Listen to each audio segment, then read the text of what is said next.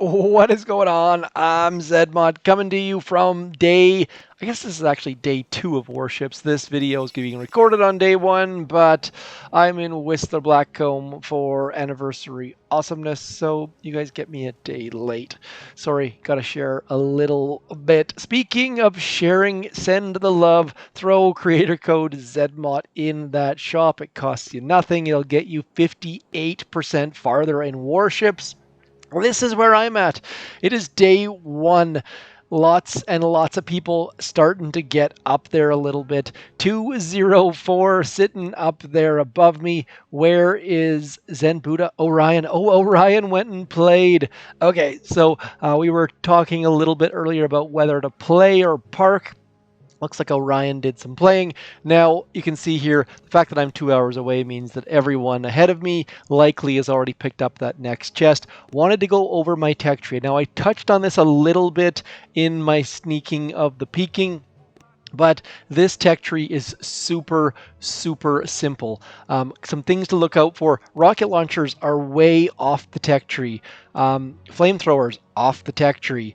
Building health, off the tech tree. Same thing with machine guns. Like, all of the key defenses are off the tech tree and cost keys and get people being a little bit slower. So those seekers are where you want to rush to, because once you get to seekers, very few people are going to have shock mines.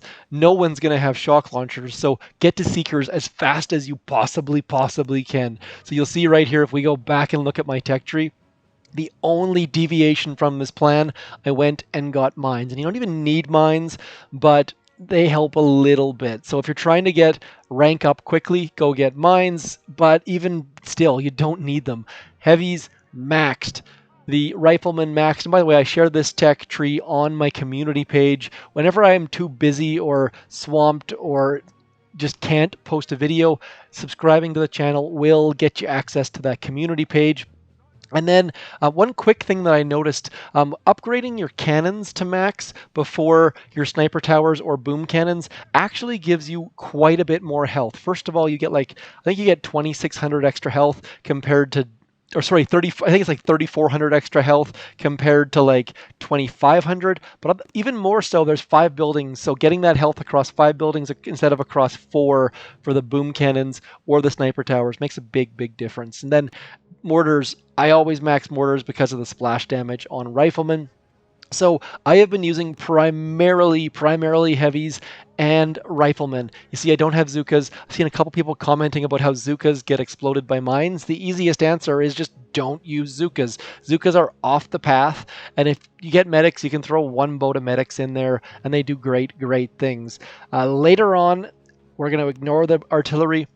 We're going to go get shock bomb at some point, but realistically, the people who go and get the rocket launchers or the flamethrowers, you're going to be getting hit by riflemen and bombardiers, by anyone who uses this path. And then you can always go back after you get seekers and get shocks or the, what are those things called? The crystal shields. So lots and lots of good stuff on that primary straight shortest path, so don't get fooled. Now, this is my base.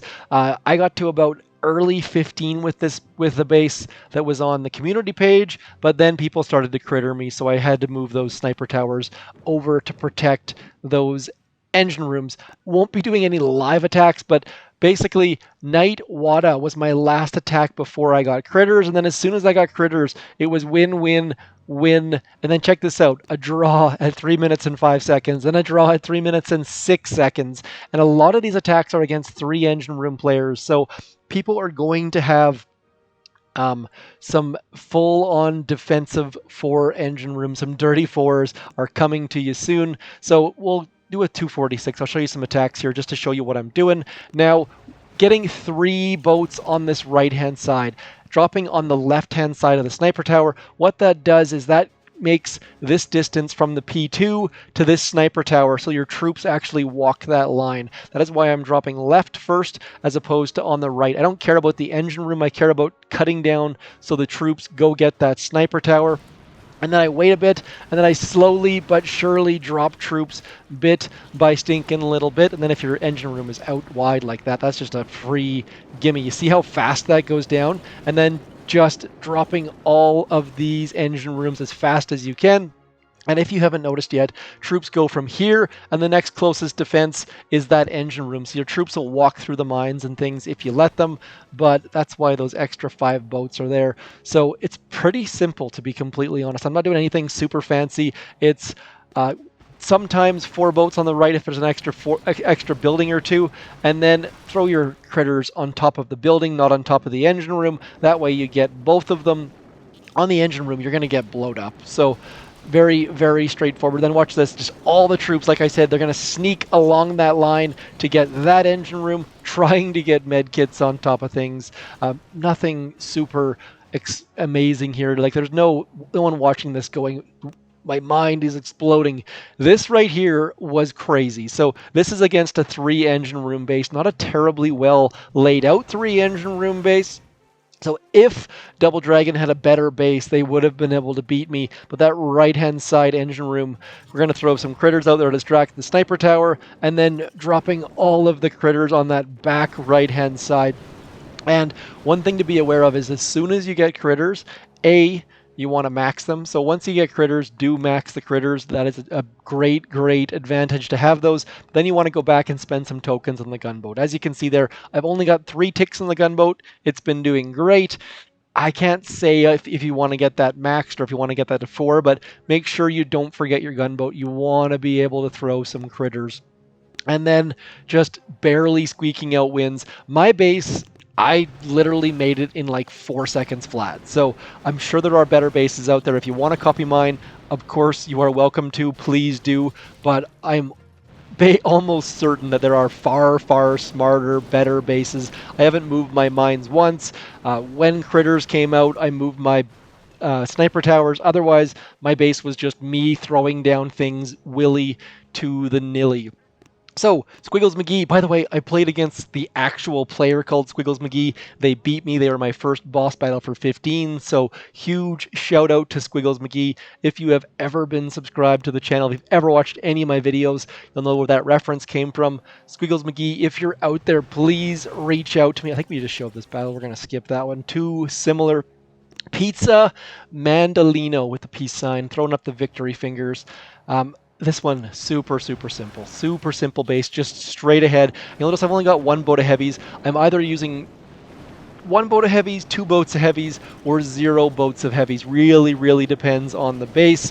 And then just trying to get the troops on top. Like, this season, there's nothing super, super out there. And then a tie with 3 minutes, 6 seconds. This player, I haven't even watched their replays, but I assume that they have flares, and they're just flaring all of my engine rooms. And the fact that I don't have one up the front like everyone else, I assume that's a freebie for them. So I'm actually going to watch that replay, because that's the fastest time against me was... We're going to watch the 3 minutes, 7 seconds. Double Dragon. By the way, I noticed Double Dragon on the Canadian leaderboard, so shout out to them. Let's see what they're doing. Heavy rush, like just straight up heavy rush with artillery. Pretty darn fast time, but the fact that we managed to beat them was just that. To beat a 3 minutes, 7 seconds was pretty awesome. That was the fastest time I've seen against me by a huge margin. Even without artillery, they probably could have got 305, 306. Let's see what Ruya is doing as well, just to show you how to beat my base. Not only am I going to show you how to win, I'm going to show you how to beat me as well. Same thing, artillery. I probably shouldn't have, what's it called? I shouldn't have buildings touching my engine rooms, but I just can't help myself. My base, like I said, I wouldn't recommend copying. I'm sure there are people with better bases for the artillery meta. 247 squeaking, absolutely squeaking out a win. Seeing a lot of people with these like bases where the mortars are kind of like on the corners. At one point I had 3 or 4 mortars. Maybe that's my second base. My second base does not have green mines. That's my differentiator at this point. Typically I do 2 different bases, one slightly different than the other, and that's my only difference. Winning, and actually that one has a higher win rate than this one, but this one is on the Canadian leaderboard, and I think this is Mr. P or one of his buddies. 3-second win as well. And if this is indeed Mr. P, see that? Getting those left-hand side and then sneaking those ones and then just keeping on pumping them out there, getting critters out there, and then crittering that left-hand side engine room.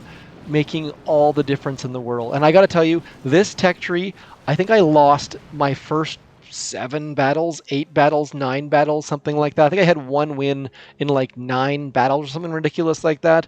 But you just have to trust in the tech tree, realize that Seekers are going to be amazing. Even if I'm not winning now, like if I wasn't in gold early this season, which kind of blew my mind, I know that once we get to Seekers, things are going to be amazing because almost no one is going to have shock mines. No one's going to have shock launchers.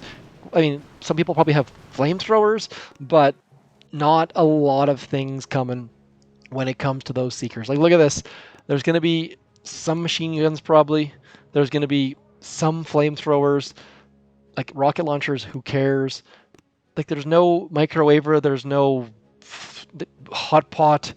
It's just going to be Seekers coming in hot and heavy. So we're going to end it with that. I know there's no live attacks, and I will not be putting a video up the next day, probably still in Whistler until probably I'm going to send my next video on Friday.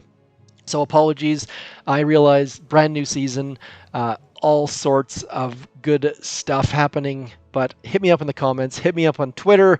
Message me on Discord or Telegram, and I will answer any questions you may have. And plus, if not me, I've got all sorts of brilliant, brilliant people in my bag of tricks, such as Commander J Doom, who is always, always up there on that leaderboard. Talking with Orion a lot, and then Stoneheart, where are you at? I assume Stoneheart's up there somewhere. Oh, little bit. I assume Stoneheart did say that they were waiting for their next chest, not really doing any major pushing at the moment. So this season, just like a lot of seasons, if you don't have a chest ready, maybe it's not time to push. But if your win-loss record looks like that, you probably should push a little bit. I just got a little bit drawn in by the slabs in Squamish. So I shall talk to you soon. As always, thank you for coming in. Do consider sticking around, seeing the people that help hold this channel up. Throw one of their names in the comments down below. That'll be a good reason to do that. Otherwise, Creator Boost, I shall talk to you soon. Thanks for coming in. I'm ZMOT. Like, share, subscribe, click the bell, all those YouTube-y type things. Also, don't forget to keep that submarine moving. I'll talk to you soon. Thanks for coming in. Peace!